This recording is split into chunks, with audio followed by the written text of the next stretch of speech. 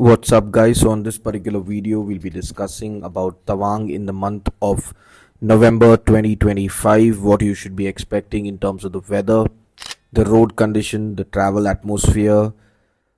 Is it a good time to visit Tawang, and what are the things that you should be doing in Tawang in the month of November?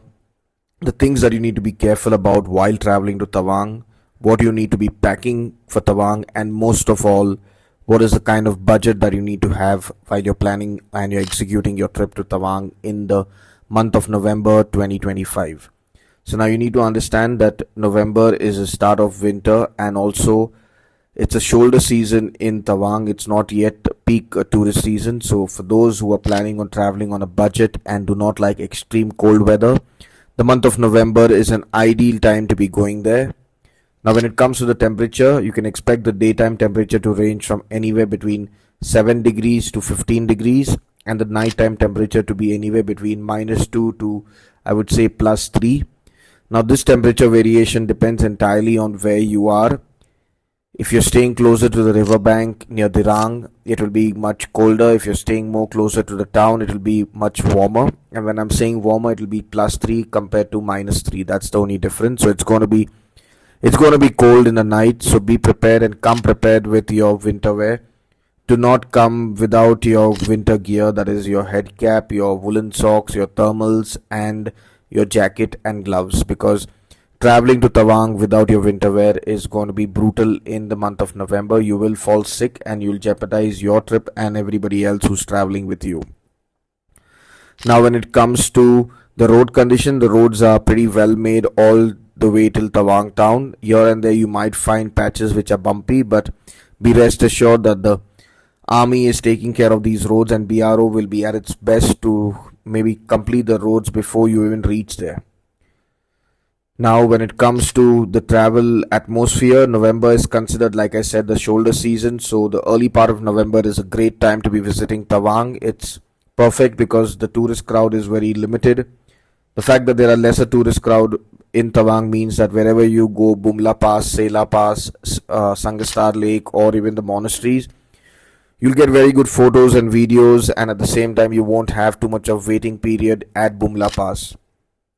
Now when it comes to the road condition to Bumla and Sangastar, the roads are very well maintained by the army. So regardless of where you are and how you're traveling to Bumla, the roads will be flawless. Just make sure that you have a couple of days in hand at Tawang so that you're not squeezing through to Bumla and Sangastar and not experiencing much of it, because if there is any kind of snowfall, Bumla Pass will get closed for a day, so the banker day will come extremely handy. Now when you're traveling to Tawang in November, most people wonder what are the things that they should be doing. Number one is you visit the monasteries. Tawang has plenty of monasteries all over. From Bomdila onwards, I would say you'll find plenty of unique and secluded monasteries. Try visiting as many as you can. There are also war memorials, because Tawang has a bitter rich history with the war with China, so you can visit the war memorials also along the way. You can also go to the high altitude passes of Sela and Bumla. Make sure you go one way by the Sela pass and the return via Sela tunnel, because both of them are a unique experience. Bumla pass and Sangastar Lake need a permit, and now they charge ₹100 per person additional to the vehicle cost to visit Bumla pass, so make sure that you account for all of this. Another good thing to be doing in Tawang is visiting the shops, because there are a lot of local handicrafts which are sold over there. Along with that, there are plenty of local restaurants and cafes which serve you delicious momos and tuppa, so you can definitely try out the local food. If you're someone who likes alcohol, Tawang has the cheapest alcohol, one of the cheapest states with alcohol in India, so you can definitely try out alcohol which in your city or your state is costly, will be more affordable in Tawang. Now when it comes to the things that you need to be careful about, like I mentioned earlier in the video, you definitely need to be very careful and cautious about the weather. The weather can change drastically. Most places in Tawang, in the town of Tawang, Bomdila and Dirang, will lose electricity after midnight.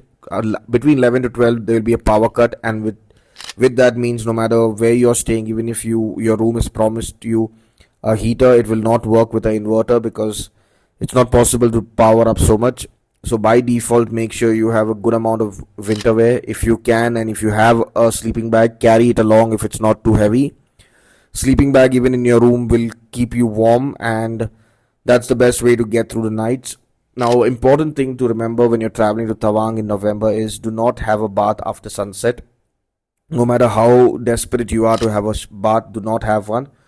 The reason I'm saying this is because when you have a bath in the night and the temperature is already low, there's a very high chance of you catching a common cold, and that will lead to a fever, and then your entire trip will be ruined. And at the same time, you'll start getting scared because your breathing will get heavy and panic will set in. To avoid this, have a bath in the daytime and avoid having a bath every day on this particular road trip.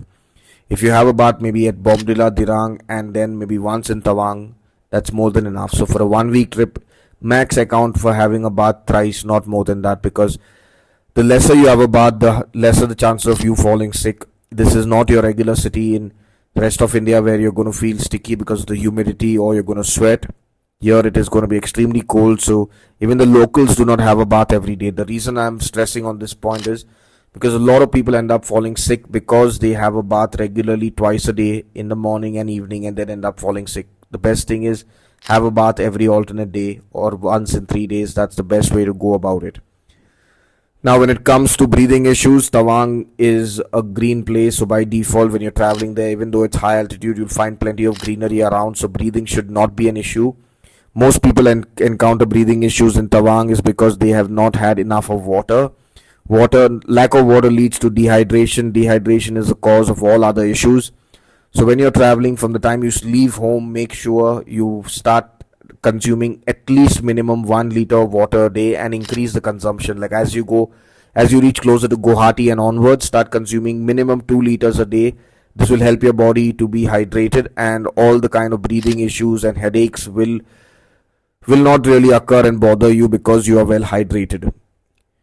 Now, when it comes to what do you need to be packing, by default, like I mentioned, you need thermals, you need a warm jacket, you definitely need waterproof shoes, you need shoes which have a good grip, you need your gloves, you need your muffler, you need UV protected sunglasses because the sun is harsh in this region. Along with this, you need your lip balm. A lip balm is very important because the dry weather can cause your lips to crack, and with that it will bleed. Carry your cold cream.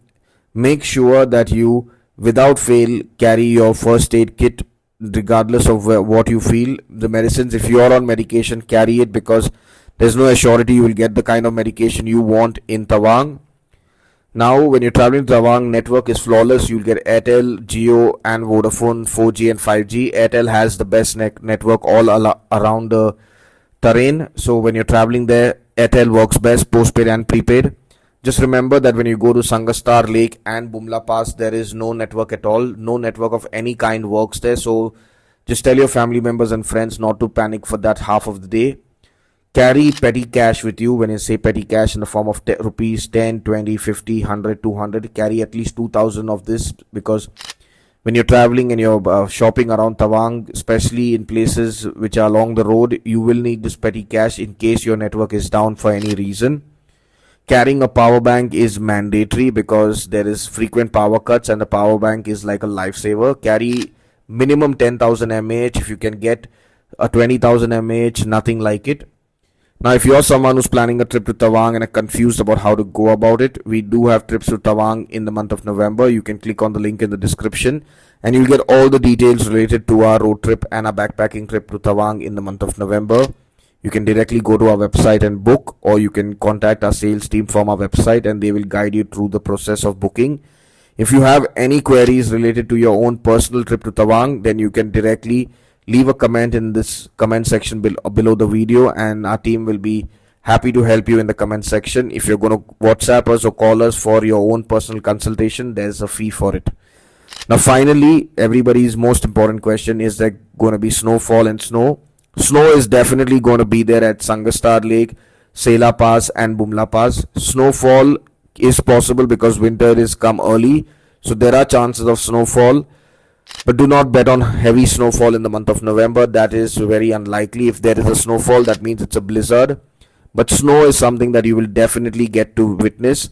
Hence, come prepared with thick woolens and plenty of woolen wear. Do not overpack. pack accordingly so that you do not have to carry most of your things unused. Till our next video for Tawang, stay safe, stay happy, and stay